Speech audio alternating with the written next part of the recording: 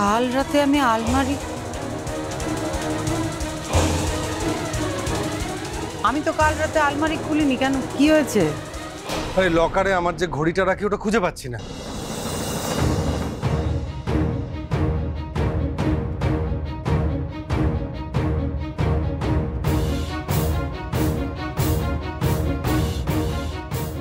আরে দেখো, অন্য কোথাও রেখেছো নিশ্চয়ই। না বাবা, আমি সব সময় ঘড়িটা ওখানেই রাখি। এখন তো পাচ্ছি না, কালকে সকালে ওটা ছিল ওখানে। ঠিক আছে, ভালো করে খোঁজো, অন্য কোথাও হয়তো নিজেই রেখে দিয়েছো, এখন মনে পড়ছে না। আমার অনেক অদ্ভুত কথা, কাল সকালের পর আমি আর আলমারি খুলিনি। তাহলে ঘড়িটা গেল কোথায়? কাল সকালেও তো ছিল ওখানে। কিন্তু মা তো বলছে যে মা আলমারিটা খোলে নাই কাল রাতে, তাহলে ঘড়িটা কোথায় যাবে? ও তো আর ডানা মেলে উড়ে যেতে পারবে না। ও বাবা, সকাল সকালে এই ঘড়ি নিয়ে কেন পড়লে বলো তো? খুঁজে দেখো না কোথায় রেখেছো, আমার দেরি হয়ে গেছে, অনেক কাজ আছে এখন। পাঞ্চালি বলছি, আমাকে এক কাপ চা দাও না। আমি এক্ষুনি করে দিচ্ছি অঙ্কুর, এক্ষুনি। তুই কেন করবি মা? আমি থাকতে দাঁড়া, আমি করে দিচ্ছি। আরে আমি কি মরার মতো ঘুমো না?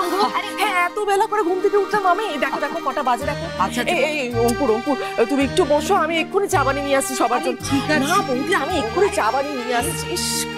বাড়ির সবার তো একই অবস্থা দেখছি। উফ, হ্যাঁ রে, মানে ঘুম থেকে ওঠার পর এখনো অব্দি আমার মাথাটা কেমন ধরে আছে, কি জানে কি হলো।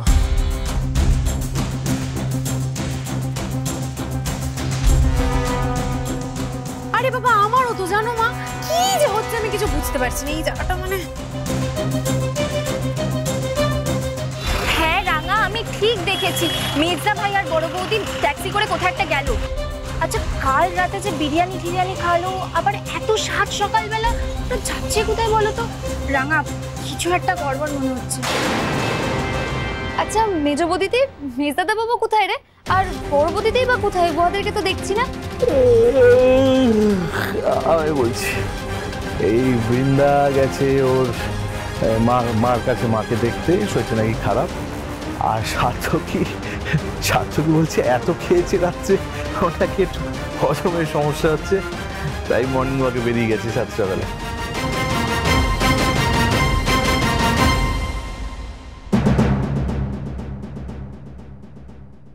মর্নিং ওয়াক মানে সকালে হাঁটতে গেছে, আর বড় দিদি বাপের বাড়ি গেছে। তবে দুজনে একসাথে গাড়িতে উঠলো কেন?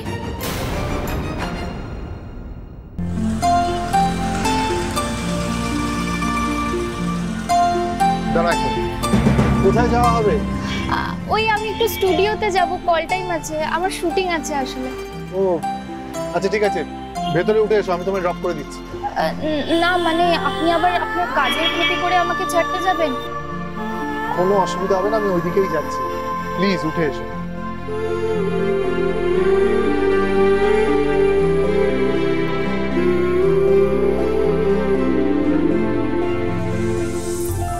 রাঙা, তুমি কিন্তু তাড়াতাড়ি রেডি হয়ে নাও, তোমাকে তো আবার একাডেমি যেতে হবে, কারণ এই ন্যাশনাল কোয়ালিফাইং এর প্র্যাকটিস তো শুরু করতে হবে। মাঝখানে তো তীরধনুক নিয়ে তোমার কোনো সম্পর্কই ছিল না, তাই না?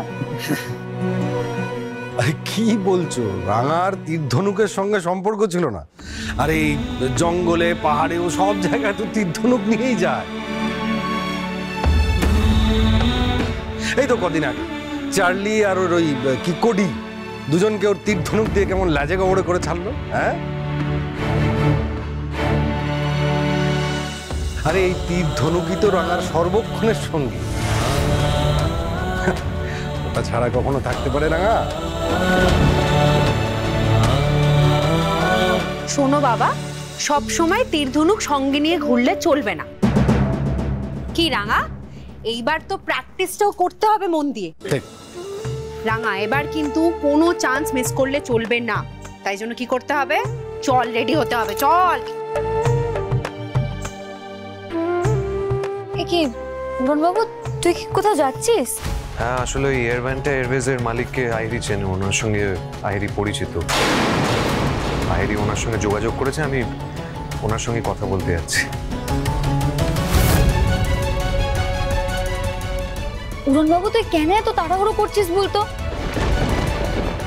সত্যি আক্কু, আমার কথাটা একটু শোন বাবা, তুই এত তাড়াহুড়ো করিস না, পাগলামি করিস না, দুটো দিন একটু। আমি পাগলামি করছি না, তোমরা আমার অবস্থাটা বুঝতে পারছো না?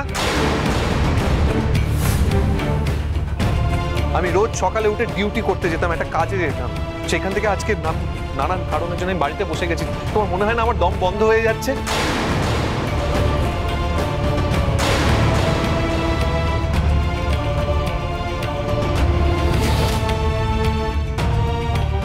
আর রাঙামতি, তুমি আমার ব্যাপারে কথা বলছো কেন? তুমি আমি আটকাচ্ছ কেন? দেখো রাঙামতি, আমার আমার হাতে একটা সুযোগ আছে, যখন আমি অন্য একটা কোম্পানিকে জয়েন করতে পারবো, সেই সুযোগটা আমার হাতে আছে, আমি হাতছাড়া কেন করবো? আর কেন আমি চুপ করে বাড়িতে বসে থাকবো, তুমি আমায় বুঝিয়ে বলো। দেখো আমি রিয়েলি সরি, আমি কথাগুলো এভাবে বলতে চাইনি, কিন্তু আমার মনে হয় যে তুমি তোমার খেলাটার উপর ফোকাস করো। তুমি দেখো যে ন্যাশনাল কোয়ালিফায়ার্সে কি করে ভালো করতে পারবি, এইসব নিয়ে তুমি ভেবো না, তুমি তোমার প্র্যাকটিসটা করে যাও। বুঝতে পেরেছো?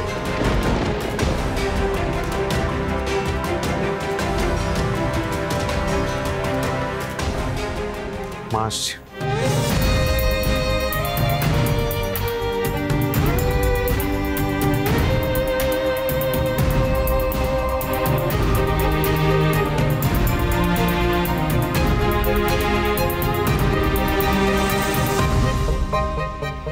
হে ঠাকুর, আমার মনটা এমন করছে কেন? আবার কিছু একটা গন্ডগোল হবে বলে মনে হচ্ছে, কিন্তু কিন্তু কি গন্ডগোল সেটাই তো আমি বুঝতে পারছি না।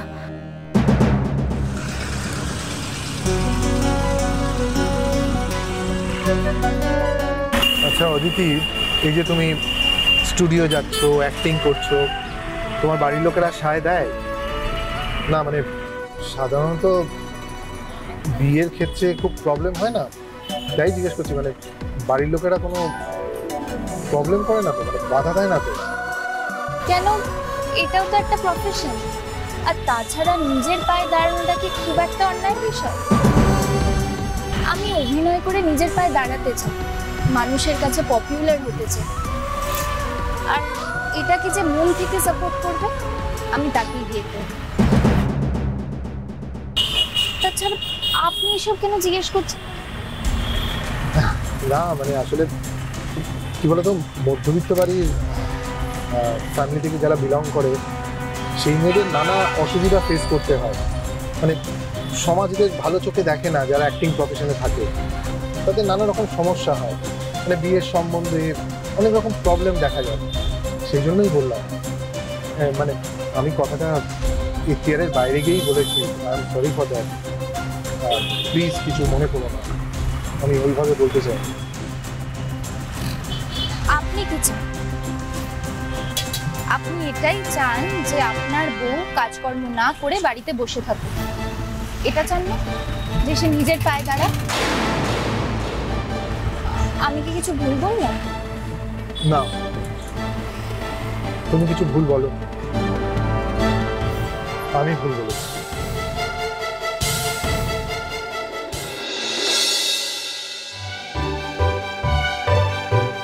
কি রান্না করছিস রে রাঙা? এই 5 মিশালি তরকারি টোরে দিদি ভাই। দাঁড়া, হলুদ তো মিশাই।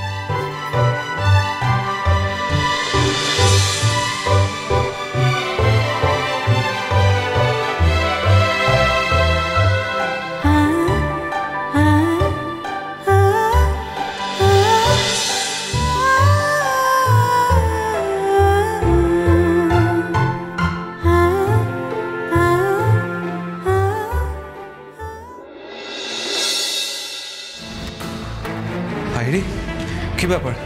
উনি এসে গেছেন? এগুলো তুমি এসে গেছো, বসো বসো। কফি খাবে? হ্যাঁ, কিন্তু তুমি আমার কথার উত্তর দিলে না তো। উনি এসে গেছেন? Just a minute, excuse me, 2 coffee please. কি ব্যাপার আইরি, আমাকে বলো কিছু। উনি কোথায়? এরকম একটা প্রবলেম হয়ে গেছে, উনি একদম লাস্ট মোমেন্টে অ্যাপয়েন্টমেন্টটা ক্যান্সেল করে দিয়েছে। হোয়াট? রাঙামতি।